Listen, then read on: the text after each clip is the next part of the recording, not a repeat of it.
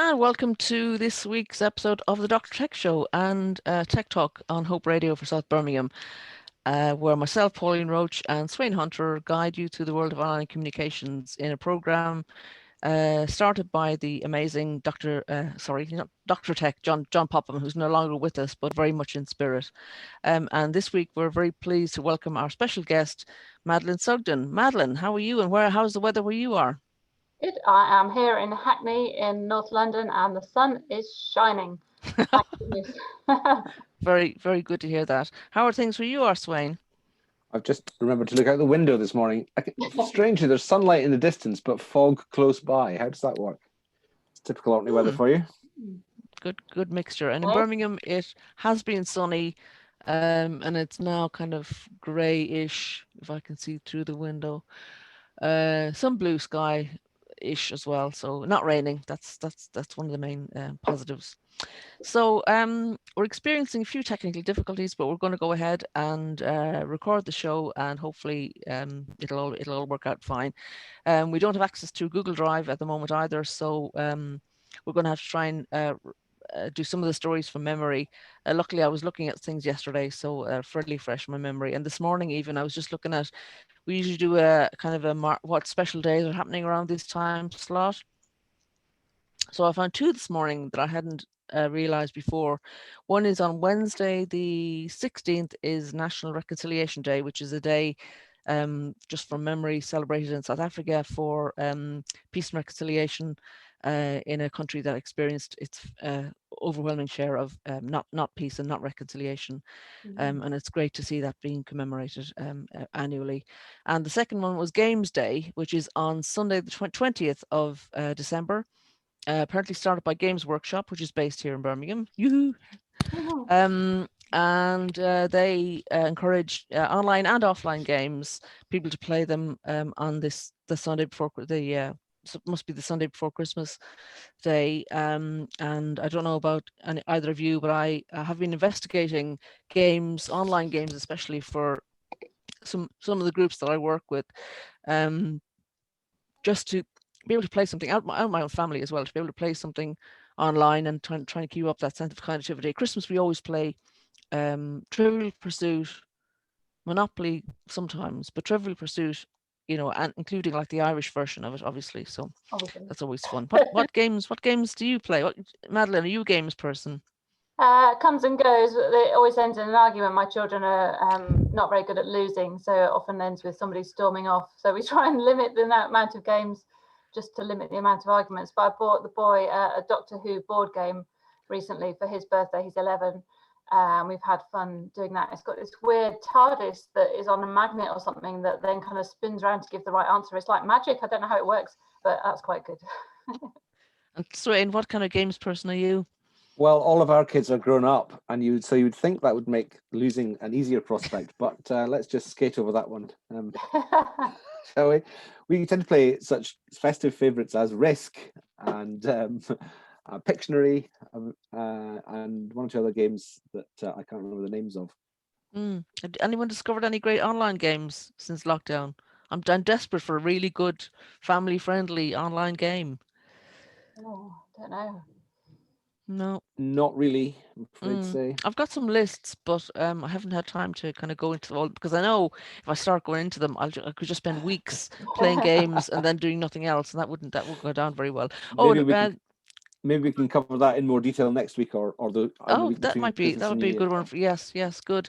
My friend Amara here in Birmingham is proposing I saw on Twitter the other day, a gaming session for Black people in tech, or no, Black people just generally, I think, and asking for people to kind of come forward and say if they're interested. So if you know any people of color who are into games, please let me know so that Amara can have them on her list of people to contact. Okay, so welcome to the show, Madeleine. It's really lovely to have you here. It was great to have a chat with you recently and catch up. And you're gracious enough to agree to come on the show. So please tell our listeners a bit about you and your history in being online.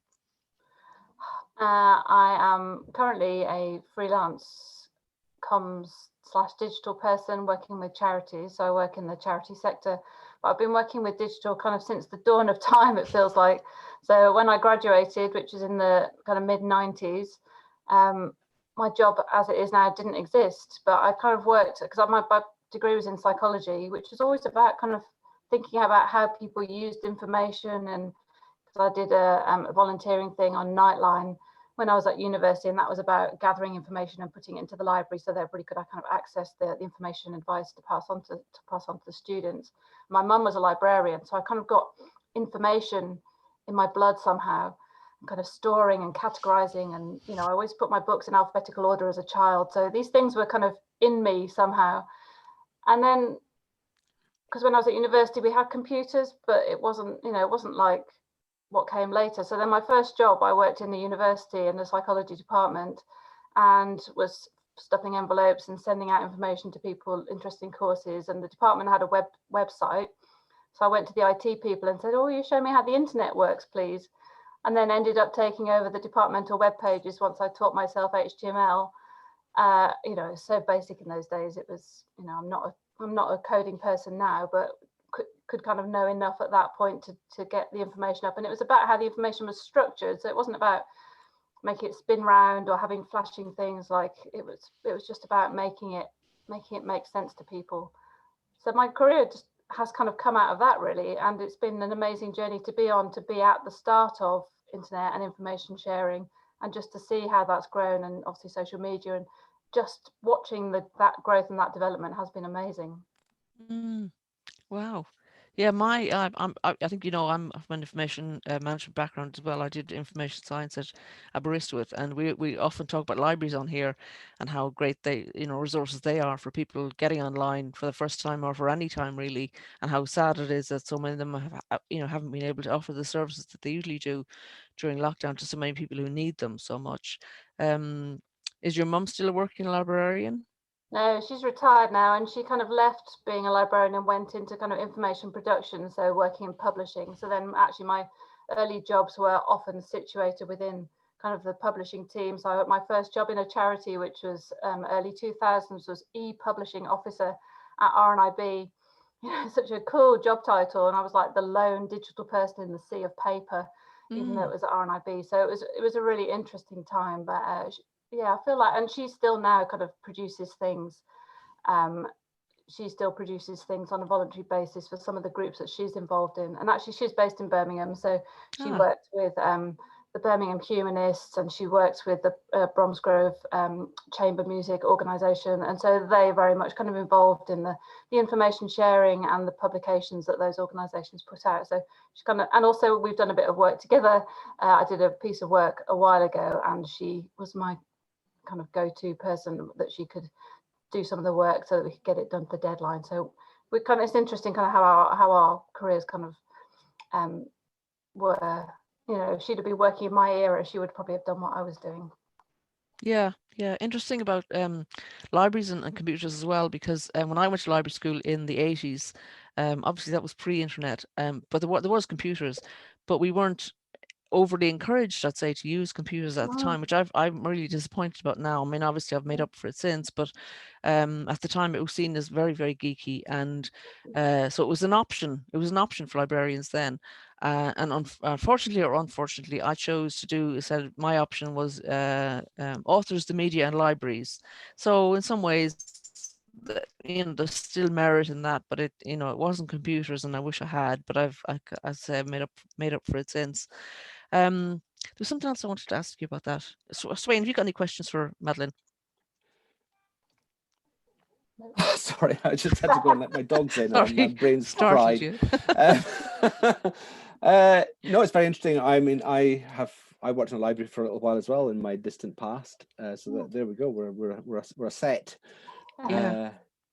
But I think in my case, it was in the late 80s, and it really was just as something called a personal computer became a thing. And I remember the library I worked in was still trying to recover from having a kind of mainframe cataloging system imposed upon them, and moving on from their card indexing system. So it was all very primitive in those days. Well, that brings me, back to my first second librarianship type job, which was in the 80s in Birmingham. It was with OCLC. Your mum would know about them, Madeleine. Stands for Online Computer Library Centres, but I didn't know that at the time either. So I ended up doing cataloguing for libraries like Oxford University and so on. They did big, libraries. They were very, very big in the day. So yeah, I picked up a lot as I went along. I know what I was going to say about Birmingham and libraries, and I think Birmingham has a very good tech scene that's often underestimated really. And Birmingham Tech, that I'm a non-executive director of, is trying to address that now. It's an organisation that started running Birmingham Tech Week last year and did it online this year, which went very well. But I was doing an introduction to the internet for a group that I'm working with, and I discovered that Mary Berners-Lee, Tim Berners-Lee's mom, who founded the World Wide Web, was born in Birmingham. Hey. So I'm very pleased to celebrate that. Hall Green, actually, which is the constituency that I live in. So it's even closer to home. So it's really nice to have those kind of things to celebrate. So if you go back to your kind of early days in social media, Madeleine, you probably met John and other people along the way. Have you got memories from those days? Yeah, just because there wasn't that many of us kind of at that start, and going back to things like the NFP tweet up, which was where, I feel like that was the thing that allowed me to become freelance, because the network that I built up at that time was then the network that helped me to then find work when I left having a proper job. But yeah, there were so many, and I think just being able to meet people from different areas, obviously because John was North and I was London, then there was quite a kind of particular London people, but then just being able to connect with people like Paul and John and yourself, and just seeing what people were doing out in the sticks and just getting little insights into the way that they were working just helped kind of enrich and see what was possible, I think. And it was so motivating. And I think because there weren't that many of us, we could all kind of connect, and just being able to connect with people that we wouldn't necessarily have come into contact with before was an amazing thing. And that's, I thank Twitter every day for making that happen, because I feel enriched from knowing that, because or else my circle would be quite narrow. Yeah, you mentioned NFP Tweet Up, and for people who don't know, that was a meetup for people involved in Twitter who kind of met on Twitter, but an in-person meetup organised by Rachel Beer. It was, yeah. It lasted a long time, because we used to have annual kind of bursts, so it met every 2 months or so, I suppose. But then it seemed really quickly that we were having a 6th birthday and a 7th birthday, and there was a big cake often, and it got really big, and there used to be that the tickets, they used to give announcements that the tickets are going on sale, and then you'd have to run to your computer to go and get the ticket and be in the first, and it was free. So it was this really big, beautiful community. And then I think other things kind of came, and it just kind of waned a bit, and it was a lot of work for them to put on. And it used to be at Amnesty headquarters, and it met at Red Cross at British Heart Foundation a few times. So it met in prestigious places because it needed that many people. It needed space for that many people, and there was the speakers just came and shared their knowledge, and that was again just a wonderful thing within the sector, that people weren't frightened about talking about things that had worked well and things that hadn't worked well, and there was a knowledge sharing that was just a natural part of the way that we worked together. And I feel like that was the part. I always felt like that created more collaboration and better understanding between people in the sector. It was a real catalyst for good, actually. I've just worked out that NFP stands for not for profit, so I'm feeling pleased with myself. That's right. Yes. Yeah.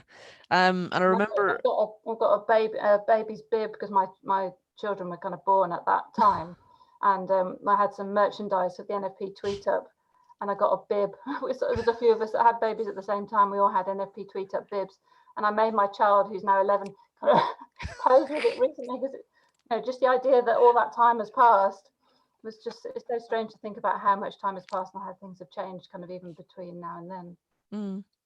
And do you remember meeting John for the first time? What was your impression of him? What kind of work was he doing at the time?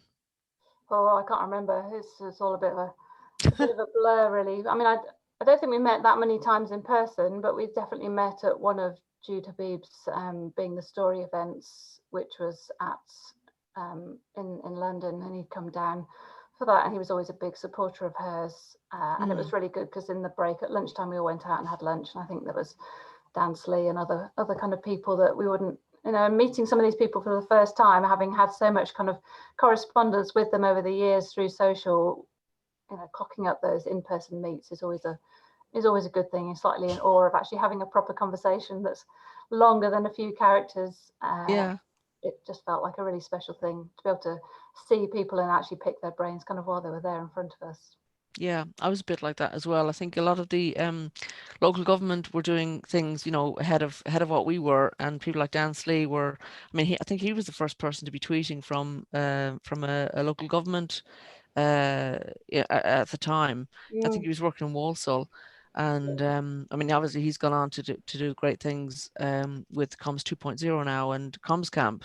But yeah, the sense of it being a level playing field in the best sense, that everybody felt equal to each other and weren't, there didn't seem to be there was some kind of hierarchy, but there wasn't it didn't seem that exclusive. It did feel like you could just join in the conversation.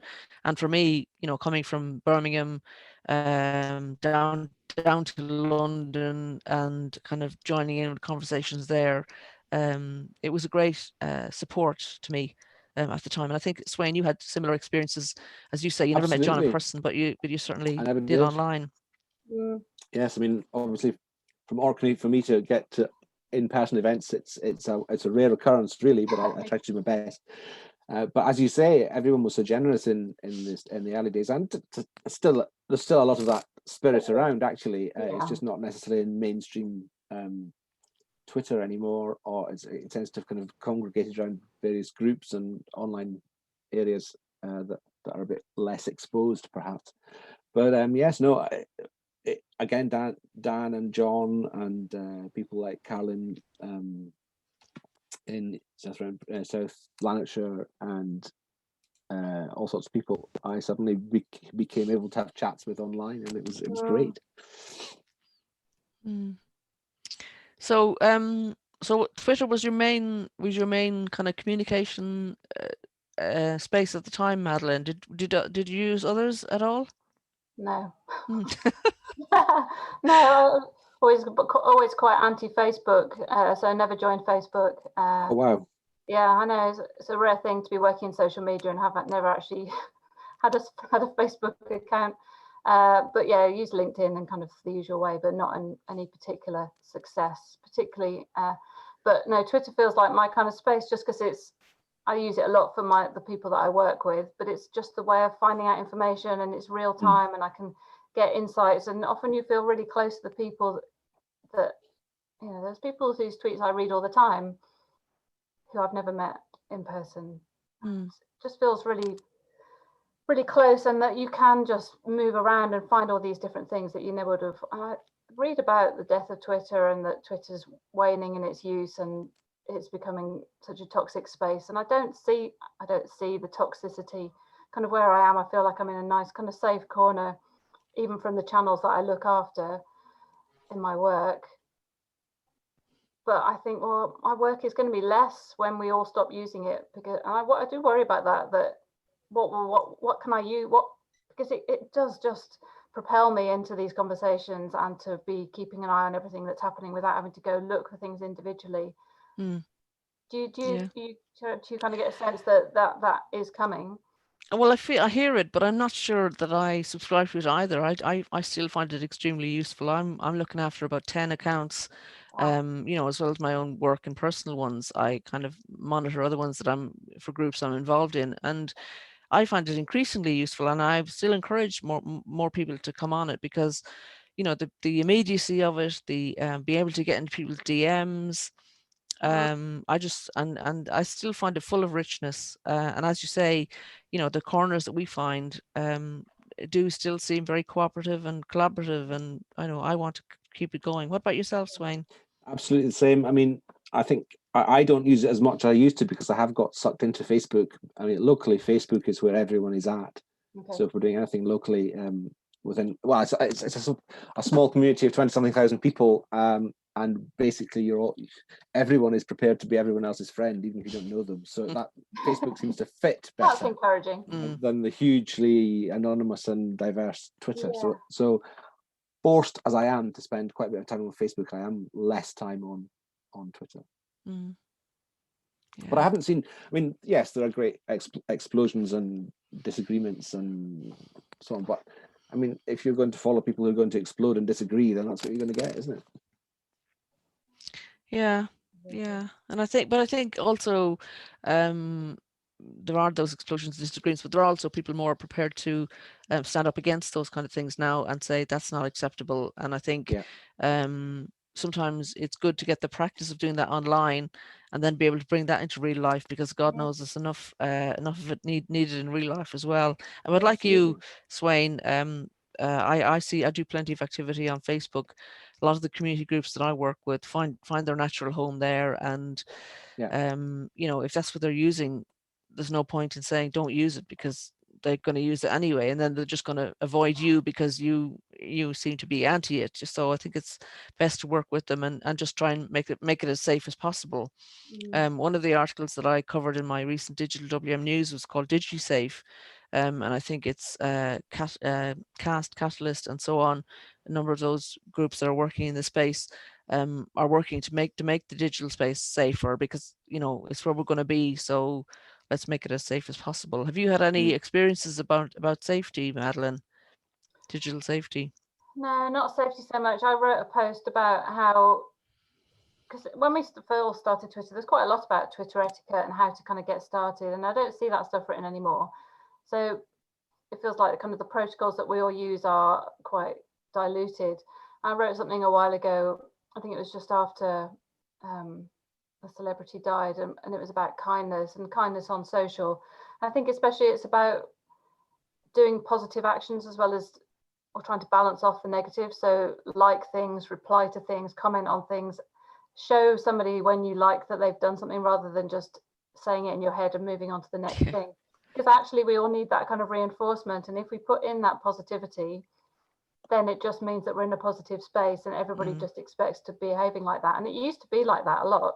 I feel like the interaction in terms of likes and actual conversations is probably less, because people are just more busy and it isn't just the natural way of doing things on Twitter anymore. So that's what I'd like to see more of, kind of going, it's not about going back to how we used to use it, but it's about making it into a positive space to balance off some of that negative. Well, speaking of information from Twitter, a breaking story: Google is down. YouTube, Gmail, and Docs suffer rare outage with users unable to connect to services. So there you are. Not just it's us. Not just us, as they say. I was trying to cleverly load it on my phone, because when all else fails, my phone still seems to be working. But obviously not for that story. That's a shame, because we picked up some really good stories. Madeleine, we do, we look at the digital inclusion hashtag on Twitter, and we usually pick up some really good stories. And I just recall one of the ones that we've had. I do have most of those tabs open from before it went down. I should have found the proper window before I said that, but it is true. If you're able to load the one about Alexa, because I work along with older people, Madeleine, and some of them are just getting into being online for the first time because of having to, and getting devices for the first time and so on. And some of what I'm doing is really basic, like how do you switch your computer on? Really, and I mean really, really basic. Okay, let's play a game of pick a random browser tab and see what we can say about it. I think this is the one that you were talking about. It's amazing what happens when you lose your script, isn't it? Yeah. Oh, there we are. Yes, this is the one, virtual assistants. So I'm starting to think about virtual assistants, Madeleine, and how this might, instead of trying to get people to manage a keyboard that can be, sort of difficult anyway, even for the best of us, to use Alexa more, or any other virtual assistant, to give instructions to the tech to do what you're wanting it to do. So this was a story we picked up. I can't remember where it was from even. It says zhc.org.uk, saying that society... It's a housing charity. Okay. Zetetic. Yeah. So they had this story about how they were actually fundraising to get people to kind of raise funds to pay for having these virtual assistants for people in their housing properties. But I think it's good to think about that as a possibility. I know other people have used Alexa a bit. I've got a friend who uses it to turn his lights on and stuff like that. So, and I know there's Hive and I know there's other apps that people have been using. Is it something you've looked into at all, Madeleine? No, I'm in the kind of paranoia school of Alexa, I'm afraid. I mean, I can definitely see its bonuses, but my children go around to other people's houses and get it to say rude things. That's why we can't have it in our house. But yeah, I'm worried about the surveillance tech. Yeah. Fair enough. I mean, I've got an Alexa Echo that I won actually at a local golf camp, I think, thanks Nick Hill. And I use it for bits, for weather forecasts and stuff like that. Nothing too major. I think I have to have it linked up to my Amazon account. Haven't ordered anything untoward yet. But my mum has one as well. That I also won in a competition. One of the little ones, the dot ones, and so I installed it for a couple of years ago, just because I knew eventually it would come in useful. And sure enough, within the last couple of months, her the lady who does some cleaning for her kind of came across it and said, "Oh, someone else I clean for has one of these, and it does this, that, and the other." And my mum turns around to me and says, "You didn't tell me it could do these things." Yeah, well, I did, Mum, but you weren't listening to me. So, so now I think when I go home, hopefully in January, I'll be able to hopefully help her just do a few more things, even just asking things like what the weather forecast is going to be, and sort of but I'd like to see it, with my kind of open data hat on now. I'd like to see it being used to kind of give people useful information, like when's the next bin collection, or when's the next bus, or the kind of things that are standard queries really for that people used to phone up people about, or whatever, ask their friends about, that a virtual assistant could do. What do you think, Madeleine? Do you think there's some possibilities in that? Yeah, definitely. I think it's about making it easier to access information, isn't it? And people have always used lots of different ways of accessing information, whether it's a paper thing or an online thing or a social media thing or a voice activated thing. It feels like the suite of options is important. I wonder whether there's a certain demographic maybe that I'm in that you kind of grow up with technology, but then you stop doing the new thing because you've got your new digital method now. Like I will still use a paper map as opposed to a sat nav or an online map actually when I'm out and about. And I don't want to adopt a new way. I've got my way, thanks. And maybe there's a kind of certain age group which isn't the kind of, well, we never had technology and then we'll kind of catapult ourselves into the new stuff. And then the people that have grown up with it and are still in the kind of 20s, 30s bit, so everything is new and exciting. I feel, and there's quite a lot of my friends that aren't, lots of people that I know that aren't on social of any type in their kind of 40s and 50s, and people that don't use Alexa and don't use that, and don't, we don't use Netflix. We haven't, so we're quite, I feel like there's this kind of chunk of old school Luddite people that. I think there is something in what you say, and I would put myself kind of psychologically in that group. Actually, I never pick new. I never adopt anything that's new until everyone else is using it, and it just becomes irresistible. With one exception, I have a terrible sense of direction, so Google Maps is my friend. I love it. Yeah, which you must know like the back of your hand. Yeah, it's just funny. Yeah, I mean, I remember when mobile phones came out, and they were the big brick type, this size of a device. And I think I swore then I would never get one of those. But obviously, times have changed, and the phones got smaller and everything. And eventually, it just became a no-brainer. But I'm a bit sort of not Luddite exactly, but cautious. I'm not, I have a Snapchat account. I haven't set up TikTok. I haven't gone for everything. I set up Snapchat because when I was at journalism school, they recently, in the last couple of years, it was advised that I should get one. But I think the important thing is to know how they're used, or know where to get information about them if you need them. And again, that's back to my kind of information management head. And in Digital WM News, the last one, I also had an article about charities using TikTok, because I do, I see the merit in helping other people to find out things, even if I don't want to use them. So trying to get in the way. My third favorite social media channel, this just goes to show how prescient I am, was Google Plus. So that's that. you and that other person. Me and that other person. Sweyn. Somebody persuaded me to that it was definitely the thing. If you were doing anything seriously in Twitter, you had to also do it in Google Plus. I did it for a while, but it just kind of dissolved around me, really. Yeah. Interesting. When I was at RNIB, they let me out for half a day a week to go around the corner to the local settlement, and I ran a session for older people to help them to get online, and that was fantastic. It was kind of at the stage, as you said, about helping them to turn it on in the first place. But as the time went on, they were emailing grandkids in Australia, and they were looking up the old regiments and looking at local history, and it was just so fantastic to see the kind of things that they were looking for, and then to see their delight when they were able to unearth these things that they thought were kind of lost forever. Yeah, really, I don't do it now, so it's about 10 years ago now, but it'd be lovely to see. And obviously there are still those people out there, as you say, Pauline, who are at that stage. And the thing that I found refreshing about doing that was it just kind of took me back to when I didn't know about those things, and it kind of made me remember and to appreciate how many kind of layers of knowledge and troubleshooting and exploration that I kind of needed to do to get me to the level of confidence that I felt then. Yeah. And help people to feel less frightened by it all, because I think if you are new from scratch, it's hugely overwhelming, and especially now as it's just changed so much and it's just so kind of full on. And I think as the platforms just expect that people know how to use them now, that they that stage is quite a shock.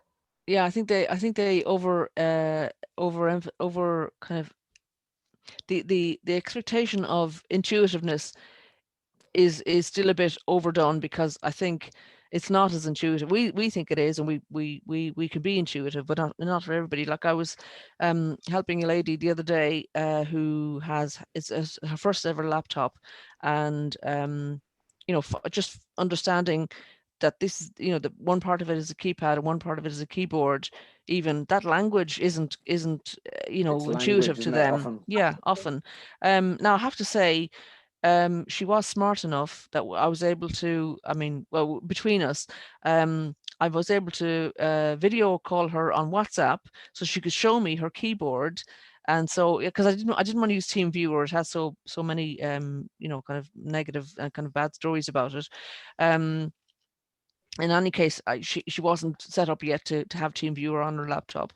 But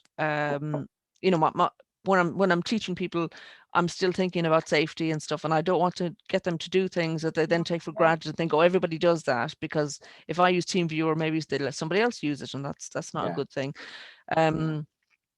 But yeah, I was able to video call her on WhatsApp and kind of just take her to the keyboard and find things that way. And you get to a certain stage and they're teetering on the brink of knowing something, and they get frustrated, but they appreciate that you can do, whatever you can do for them. And I found that really good. So I was asking you about since lockdown happened, Madeleine, what changes have happened in your working pattern since that happened? Well, because I always worked at home, so it's not been that different. It's just that I've had everybody else at home. So I very definitely mourned the lack of quiet. Yeah.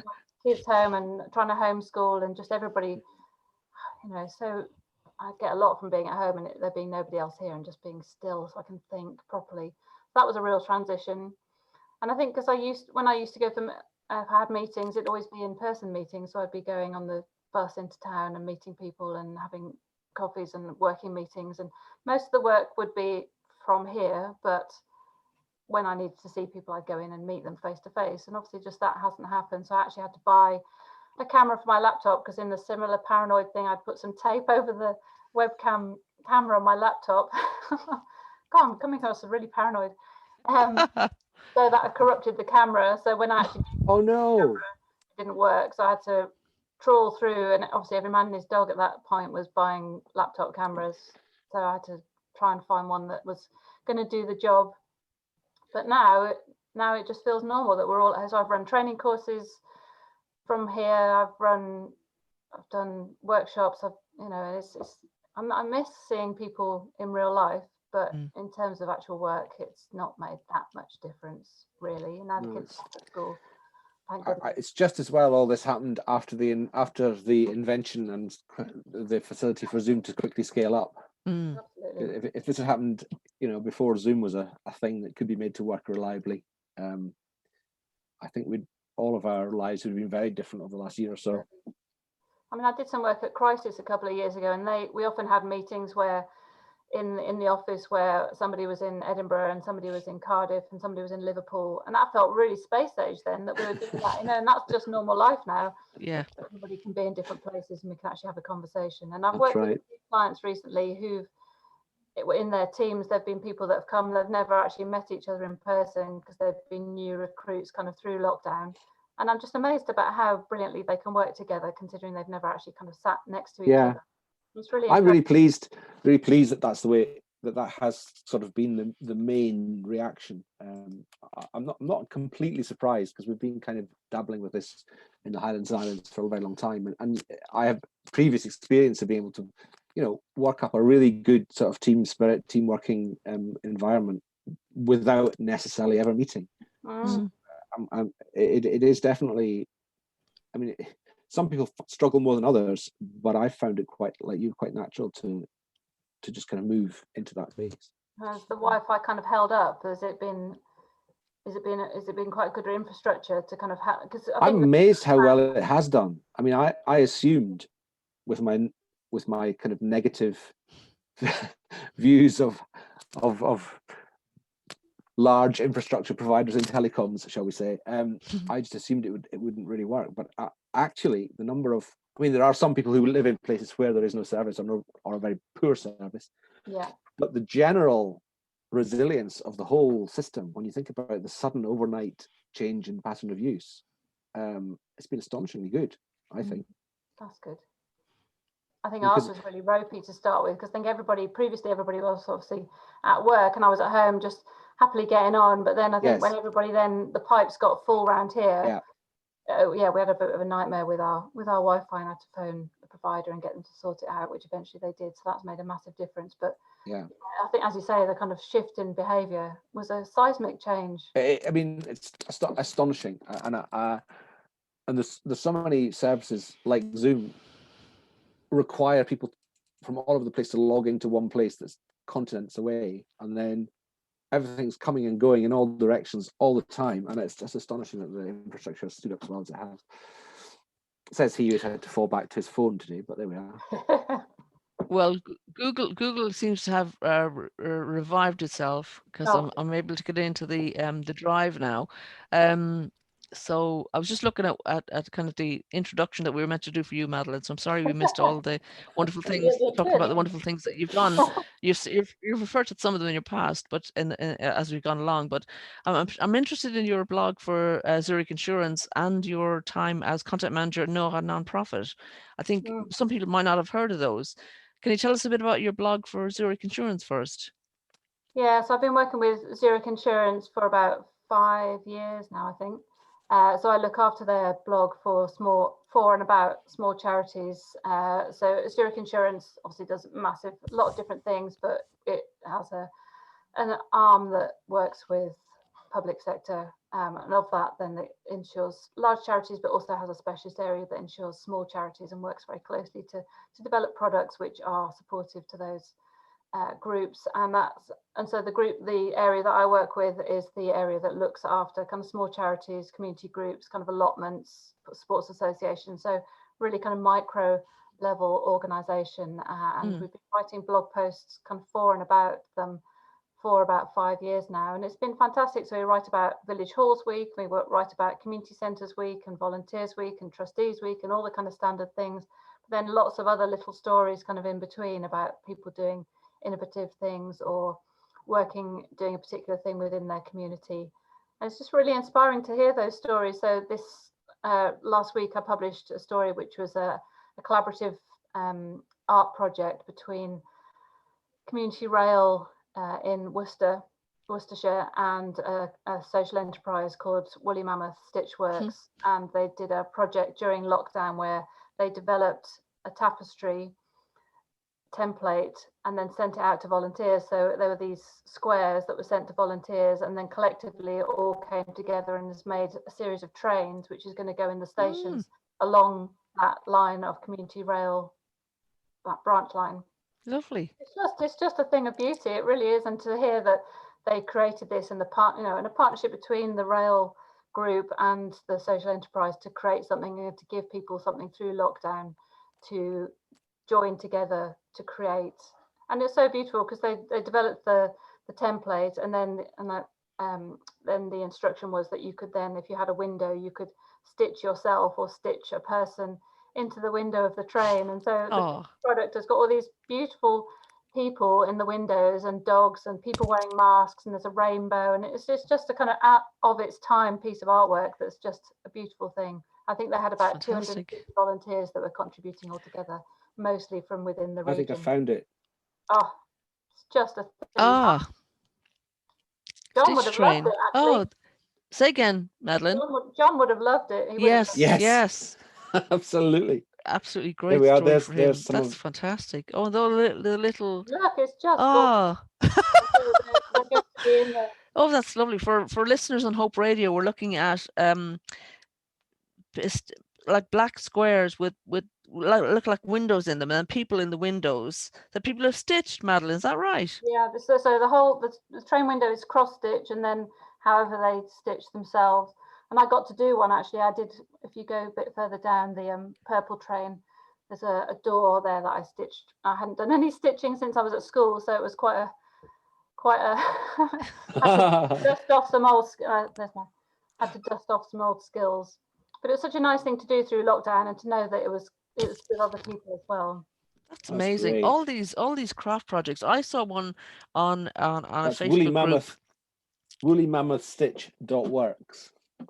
Excellent. They do lots of projects in Birmingham. If you have a look at their website, they do other projects within local communities, and they're doing these things which are stitch hearts.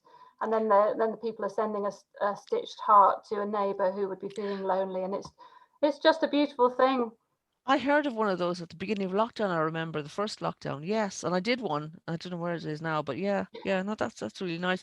But I was saying on a Facebook group I saw recently, where somebody a comms person who had missed their team so much during lockdown, she knitted them, each of them. I must get the picture for next week, because it was just so lovely. It just was just, that's love. That's like dedication and care for your colleagues. I mean, I don't know who to stitch any of us, but yeah. I could see doing your hair would be rather pleasing. Plenty of white wool. I need to trim my beard before this starts on me as well. Marvelous. And the other one was Know How Nonprofit, Madeleine, because I found that very useful when I got started in working with charities as well. Can you tell people a bit about that? Yeah, so Know How Nonprofit was a website that was initially set up by Ian Bruce, who used to be the chief exec of RNIB, and he'd got lottery funding. And the project was originally called the Non-Profit E-Learning Network. So again, it kind of dates it a bit, but it was kind of ahead of its time because it recognized that there was all these pockets of knowledge spread about, but actually it was not really coordinated in one place. And the idea behind it was that we would create a kind of portal, which then was a kind of gateway to those bits of information. So we were kind of curating it, we were kind of librifying it. So I was the content manager, basically kind of built the website with the agency that we were working with. But my first job was to work out the taxonomy for it and trying to describe everything that a charity would do and come up with the terminology that people would be able to navigate through these different procedures and processes. So it was aimed at somebody who was setting up a charity who didn't have kind of a network, who didn't know about HR, who didn't know about fundraising or campaigning or governance or any of those things, and trying to help them to navigate through all that information. So trying to work out what were the things that people needed to know at that kind of basic level, so that setting up a charity, but also the longer term, if you were a community group or a small charity, where would you go for information about starting off with legacy fundraising or recruiting your first member of staff or any of those different things. So it was a really, because this was 2007, 8. So I think we had a really tight schedule to get it live. It was ridiculous because we promised the lottery that it would be up by a certain amount of time. So we launched in 2009. So now it's 10 years old. And then we had funding for a certain amount of time, and then we got merged into NCVO. So now it is part of NCVO's information resource and is the basis of I their found library. a Guardian review of it in 2010, Oh, and I found the main. happy days. It's still existing. It It's still still exists, going, which yeah. is an Yeah. amazing thing. So I'm very proud of it. And it was kind of my Yeah. first baby before I had real babies. Yeah. It was blood, sweat, and tears. It's great to see things like that. Yeah. Yeah. I mean, I came across a list of tools recently. Somebody was compiling a list of lists, and I found out that something I created in 2014 was still on there, a list of digital tools for connected managers, like the things that we took for granted then, or that we sort of just did. Yeah, no, this Noha nonprofit is really good, just really helpful. I mean, when I started getting involved in community work, first of all, I used to ask where was the handbook, and this is it. This is the handbook that everybody needs. Great, isn't it? Yeah. And it was really good because then it evolved. So then it has, so the how-to section you can see at the bottom was a kind of wiki, so people could come in and add in their own. So it was how to celebrate a charity's anniversary, or how to close your charity, or things that people had experience of. They could come in and add their own how-to. So I think we got to 481 that it got up to. And then there's also an online training bit, which has got lots of different, so Study Zone has got lots of different courses, and that was just launching as I was leaving. So again, kind of the first bank of online learning, really. And now it feels like it's very integrated into what NCVO do, which is really encouraging. So it was, great. It was always the worry that the funding would run out and then the whole thing would just disappear or get mothballed. No, it's really good if you can manage to get it to stick and be absorbed or add to some other mainstream. That's kind of sustainability that we're always looking out for. Absolutely. There was another thing I wanted to mention before a couple of things that we kind of came across that I think would be useful to just tell reader or listeners are about, and I'm trying to get them on my screen. One is the launch of the Digital Inclusion Kit by Leeds Council and Croydon, which happened last week. One. Yeah. And sorry, I can't get it. So I can't seem to get my mouse is kind of misbehaving. Oh, wrong screen. Is it not Sweyn. that one? Not that one. Okay. This is our guest last week, in fact, was Casper Kennerdale from Clear Community Web, and he in fact emailed me to tell me about this. That a number of councils and voluntary organizations have worked together to build this digital inclusion toolkit, and it's on you'll recognize the website is a kind of a local authority type one, because MHCLG provided the funding for it, but it does help people setting up digital inclusion projects now. And I think, again, it's one of these, we have the information, let's share it with other people openly, which I think, Noha Nonprofit definitely did that as well. And I think even now people can learn lots from what's there. And, things like talking about setting up wikis, I don't think that language is still common to our sector, and it's a shame because people do have lots of knowledge, and we try to encourage that through things like VCSS Camp, where we get people to come to our own conference and talk about things that are important to them, rather than come to set pieces in conferences that they haven't designed themselves. Which is so much from each other, I think. And just because one of the things I do is I write a blog, and that's about sharing best practice from across the sector so other people can learn from it, because people don't have time to look around all the time at what other people are doing. Actually, we can learn so much from each other. Yeah, definitely. So it was Croydon, Leeds City Council, Croydon Council, Age UK, Croydon and Tech Resort, and it's a guide to developing and delivering projects and programs that increase digital inclusion. So it was launched actually just on Friday. So it draws on numerous years of experience from across the project partners and makes it easily available in one place. I think that's very key. And the website address is digitalinclusionkit.org for anybody who wants to follow up on that one. Cool. And the other one, are you going to try and share that now, Sweyn? finally found it. You're I trying to. think. Oh yeah, there you go. Yeah, that's it. That's it. Lovely. So you recognise the format as kind of local authority, but it's not got pretty pictures or icons that will kind of delay you, but very practical stuff, I think, and bringing in other people's learning as well. So they're not reinventing the wheel; they are sharing the learning that's happened along the way. So I thought that was a really useful one to share. And the other one was from talking about games, as I was explaining earlier, and also about helping people get online. Digital Unite, which is an organization that helps people to learn more. And they've set up the Digital Champions scheme, have this Connect at Christmas campaign to spread some festival digital magic. And the address for that one is connect.digitalunite.com. This was a campaign to urge everyone who can use the internet to help someone else who can't or is lacking in confidence. So again, one that John Popham would have Absolutely. had a lot of time for. That's a great site. I find their resources extremely useful. So I think this would certainly be one John would have picked up had he been here. I'm trying to scroll down myself to see a bit more. Lovely. It's a free digital toolkit, and also those who take part could win £100 in vouchers if they tell people how they're bringing people together in a digital way. So that's good. So the kit includes suggestions and resources to help teams make fun, festive digital connections to others, a step-by-step guides for helping beginners dip their toes in new digital waters, and interactive micro courses that highlight the power of digital when it comes to changing lives. So I think, there's something for everybody there, whether we're kind of new at helping people or whether we're old hands like those of us here who've helped a few people in our time. That looks great. I think we might be using some of this out in our own family this year. Yeah, excellent. With people unusually scattered to the four corners of the world. Yes. It's good to be able to do that.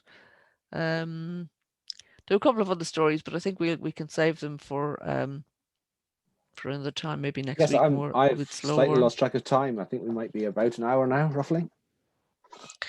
I think we are. It's 12:54 according to my time, so we could wrap up here. Sweyn, if you're happy to do that. Sure thing. Yeah. I mentioned our podcast. Oh, please do. Sorry. Yes, please, Madeleine. Yes. And we want you to tell people where to find you online if they're looking, if and when they're looking. Just to mention my podcast, so I set up during lockdown a podcast of soundscapes with my other half, and they are really useful if you're working at home and there's distracting noise. Now, my neighbour has his music on in the garden sometimes. It's really difficult to sit here and work, so I put my headphones on and I can just listen to the sound of the birds or the sound of a river or a stream or a big space with birds or owls or rain or whatever it is, and that actually really helps me to work. And people have found it really beneficial, not just for working, but for relaxation and for sleep and for just general kind of traveling and being in a different place. And that's called Radio Lento, so Lento, and we're on Twitter and on LinkedIn and then in the usual podcast places. And we were featured in The Guardian last month, which kind of gave us a massive boost in numbers, which is fantastic. So I think we've had 25,000 downloads now since we started in March. So it's been a really good thing, and I feel like it can help lots of people. Lots of people have said, people with tinnitus, people who are going through treatment, mothers of babies telling us about how it's useful at night time. People said that it's really saving them through lockdown. So I feel like great. A really special thing to have created, and that yes. It's helping people. Oh, you saved the best to last, Madeleine.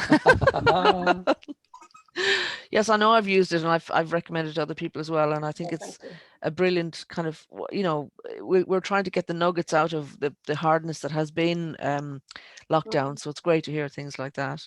And so if people do want to find you online, Madeleine, where's the best place to find you? You can search my name. I have a very difficult Twitter name, which I can never say out loud, which is basically my name, but with lots of the letters taken out because it was too long for Twitter. If I'd only known that all these years later, I'd have to keep saying it to people over the phone. But if you search my full name, you can find me. So I'm Madeleine Sugden, but the Twitter name is Madeleine Sugden, which doesn't make any sense. We'll be sure to tweet it out later on for other people to find. And any kind of final words or kind of recommendations you'd make to people as we close the show today? I think everybody's just so tired, aren't they? I hope that people can have a proper switch off over the Christmas. I'm talking to loads of teams and can just see morale dropping as people have been working so hard this year. And I think we just all need to give ourselves a bit of a break and try and stop. I'm certainly flagging as we get to the end of term and need to have a proper switch off. So I hope everybody can do the same so we can feel ready, because it's not going to be necessarily much easier. I think in January that we're going to need all our resilience to get to that point. Great. Well, we hope people keep enjoying words. Dr. Tech Show, including old programs as well as the current ones. And we will certainly be continuing to put the shows out next week and the week after. That's the plan anyway. So thank you very much, Madeleine, Google for joining permitting. us. Yes, Google permitting. Thanks, Madeleine, very much for joining us, and Thank you, have a good season. And Absolutely. we thank everybody very much, and thanks, John, for setting up the show in the first place. Absolutely. Thanks, everybody. Bye. Bye-bye.